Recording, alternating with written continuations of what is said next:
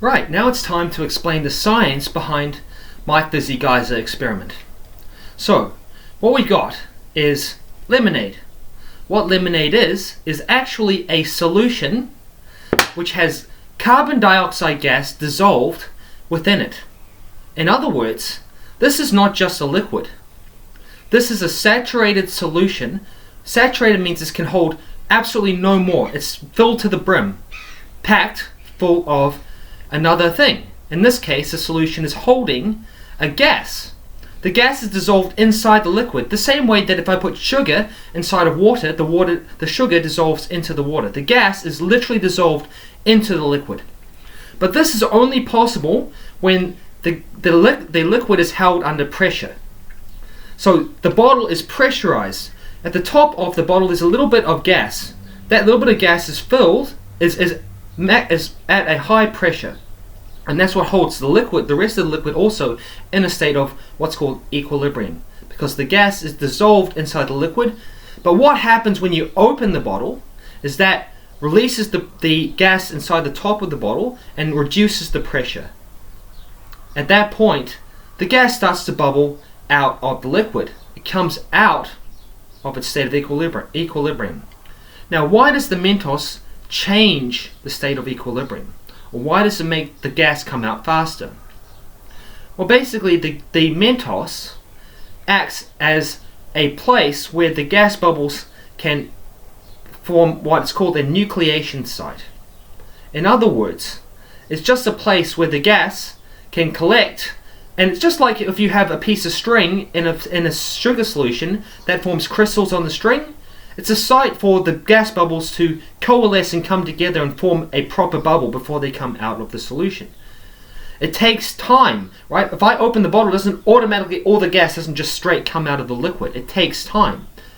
But if I have somewhere for the gas to turn into a bubble, it happens much faster. Now this is a reaction, but it's not a chemical reaction. This is a physical reaction, because the gas is not changing from carbon dioxide into something else. The carbon dioxide in the liquid is staying carbon dioxide.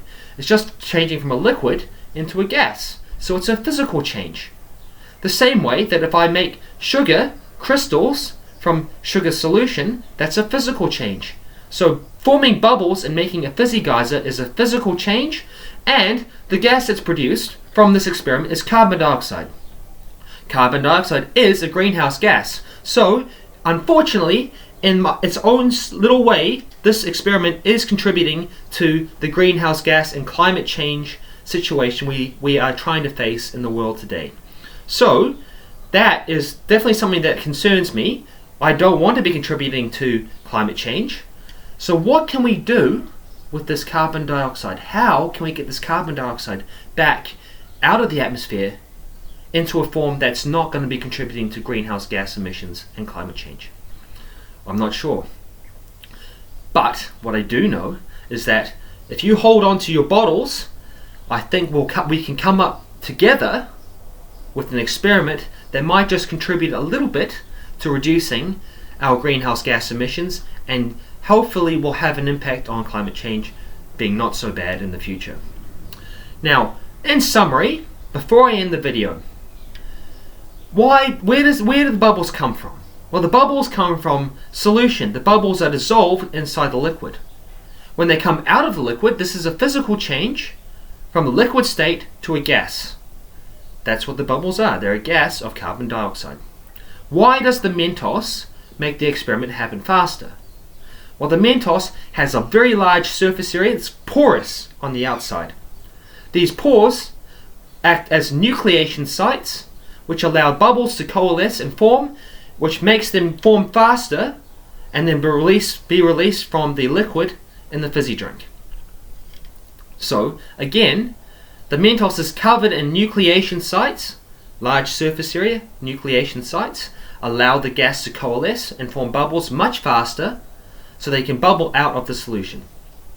And finally, this whole experiment contributed to climate change because carbon dioxide gas is produced and blown out into the atmosphere.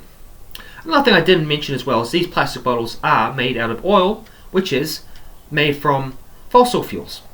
Another thing to consider, another carbon source. Anyway, hopefully you enjoyed this video, and your task now is to do a little bit of a write-up explaining the science behind your Fizzy Geyser. I look forward to seeing it, and hopefully make a nice little poster for me to see too. I look forward to it. Ka pai! Catch you later.